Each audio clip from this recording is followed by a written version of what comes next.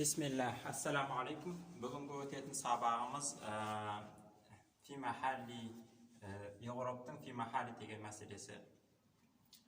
Мысалы, фи махалли деген нәрсе не естіп атарсыздар, Еуроптаған кезде не ол? Мысалы, акрома зайдун десек. Акромадан фи'л-мади мабни аля сукун дейміз. Зайдун деген акроманың фаалы, сол ішінде марфуқ, роф белгісі даматын зохиротун деп айтамыз, дұрыс па? Ал егерде акромта деп айтса, қалай еуроптаймыз? Акромта, сен құрмет дедің. Акром фи'л-мади мабни аля сукун дейміз. Та оның фағылы, дұрыс па? Фағылы. Зайдун деген акроманың фағылы болған деген сияқты, та не акром деген фиғылдың фағылы. Фағыл болған шол не бол керек? Роф бол керек негізінде, дұрыс па? Сөйтіп біз не деп айту керекпіз? Акром тун деп айту керекпіз негізінде. Роф белгісі дам емес па? Акром тун. Бірақ мынау та деген өзгермейді ғой. Фатхаға мәбни ғой. Мәбни деген сөз өзгермейді деген сөз. Та деп қатып тұра береді. Қандай жерде кеседе. Сол үшін де бұл тәні не деп айтамыз? Мәбниюн аля фатха, фатхаға мәбни, фи махали роф деп айтамыз. Фи махали роф деп айтамыз. Фи махали роф деген роф орында тұр деген сөз. Фи махали роф. Яғни, егерде бұл мәбни емес мороб сөз болғанда еді, ол даммаға роф болатын еді деген мағынаны білдіреді. Мысалы, тағы мысал келтірсек, зайдун фахимун деп айтсақ, зайд түсінуші адам десек.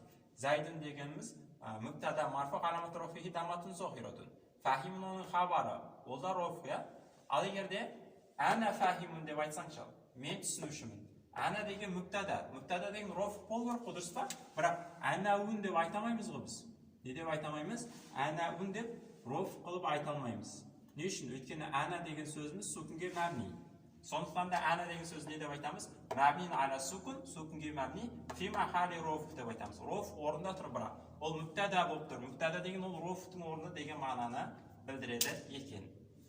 Тағы мысалы, акрама Мухаммадун зайдан. Мұхаммед зайдты құрметтеді десек.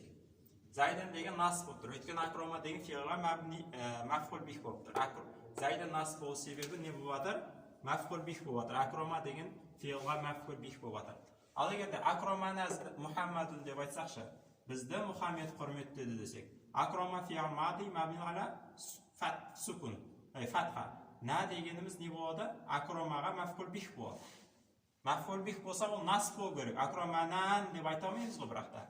Сол үшін де мына мәфғул бих болғандықтан не деп айтамыз? На дегенімізді акрома фи'л-мади мабни аля фатха. На дегеніміз мабниюн аля сукун фи махали нас мәфғул бих деп айтамыз. Фи махали нас мәфғул бих. Нас орында тұр деп айтамыз. Мағынасы, егерде ол марфуқ фиғыл болғанда еді, мәбни емес марфуқ болған, морф фиғыл болғанда еді, оның соңы өзгеретін еді, ол нас болатын еді деген мағынаны білдіреді екен. Мына мысал оңай. Тағы бір мысал білдірейік, кішкене қиынырақ. Мысалы, мән яспир янал деген мысалды алайық. Кім сабыр етсе, ол жетістікке жетеді. Мән дегеніміз бұл исім, дұрыс па? Исім мәбнин аля сукун, мүбтада болып тұр. Мүбтада болып тұр. Енді яспир дегеніміз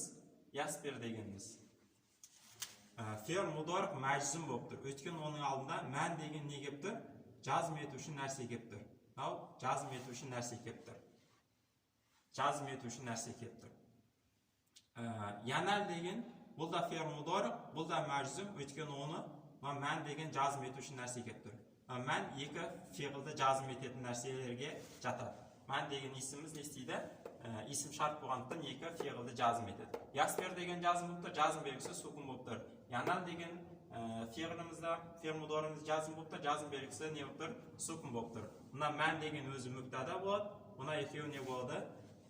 Мына екеуі қосылып бізде хабар болады. Екеуі хабар болады.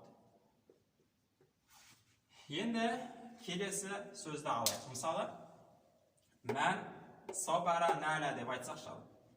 Мән собара, мұнаны мудорықтың мады ғып айтсақ шал. Мән собара нәлі. Кім сабыр етсе, ол жетістікке жетеді.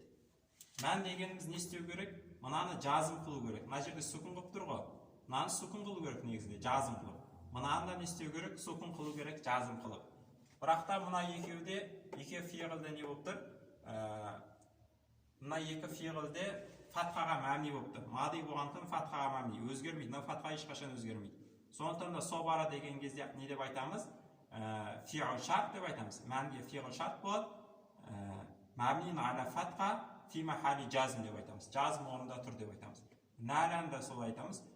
Жауабы шарт, мынау шарттың жауабы мәбнин аля фатха, фатхаға мәбни фи махали жазм орында тұр деп айтамыз. Яғни фи махал деген мағынасы белгілі бір мәбни нәрселер үнемі мәбни нәрселер не болады? Фи махали болады екен.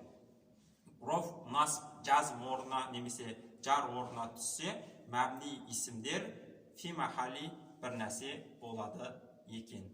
Енді кітаптан оқып көрейік.